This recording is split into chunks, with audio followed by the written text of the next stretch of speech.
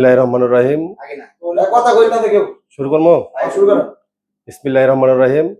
গত রাতে আমাদের দিগারপাড় যুব সমাজের কর্তৃক আয়োজিত মাদক নির্মূল ব্যবস্থাপনায় দিগারপাড়ে যারা নেতৃস্থানীয় ছিল, বিশেষ করে ফখরুল আলম, ডাক্তার হাসানুজ্জামান হাসান, জাহাঙ্গীর আলম আকাশ, বাচ্চু মামা, আলামিন মামা সহ রতন, দেলোয়ার, তারপরে রোমান সহ আরো যারা এই উদ্যোগটা নিয়েছে দিগারপাড় মাদক নির্মূল ব্যবস্থাপনায়, তাদেরকে আমি আমার অন্তরের অন্তঃস্থল থেকে প্রথমে ধন্যবাদ জানাই।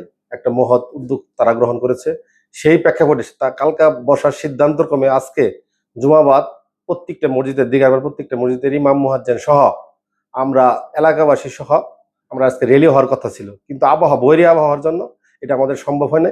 পরবর্তীতে আমরা আরো ব্যাপকভাবে এটার আমরা যে গণসচেতনামূলক আয়োজন করবো, রেলি করবো, এবং পাশাপাশি যারা এই মাদকের সাথে জড়িত, বিশেষ করে যারা মাদক যারা বেচা কেনার সাথে জড়িত, বিশেষ করে তাদেরকে আমাদের প্রথমে নির্মূল করতে হবে। সেই প্রেক্ষাপটে আমরা সিদ্ধান্ত নিচ্ছি দল মত নির্বিশেষে, এখানে কোনো ফখরুল নাই, এখানে কোনো হাসান নাই, এখানে বাদশা নাই, জাহাঙ্গীর, কোনো গ্রুপিং নাই, সব মিলে আমরা ঐক্যবদ্ধ হয়ে দিগারপাড় আমরা মাদকের বিরুদ্ধে যুদ্ধ ঘোষণা করছি। যেভাবেই হোক এটা আমরা নির্মূল করবই।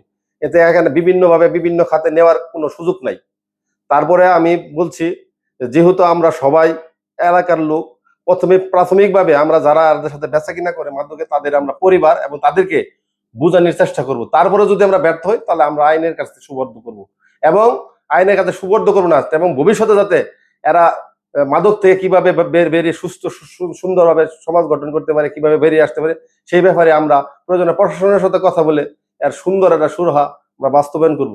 এই বলে আমার সংক্ষিপ্ত কথা শেষ করছি। এবং সার্বিক সকলের সহযোগিতা দিগারপাড় যাতে মাদক, বিশেষ করে দিগারপাড়, যেহেতু আমরা দিগারপাড়ের প্রতিনিধিত্ব করি, দিগারপাড়ের রাজনীতি করি, বিশেষ করে দিগারপাড়ে যাতে আমরা যদি দিগারপাড় যদি মাদক নির্মূল করি, তাহলে আশা করি আমাদের মতো যদি সবাই দেখে উৎসাহিত হয়ে সব এলাকায় এভাবে যদি করে, পর্যায়ক্রমে সারা শেরপুর মাদক নির্মূল হয়ে যাবে ইনশাআল্লাহ, আশা করছি।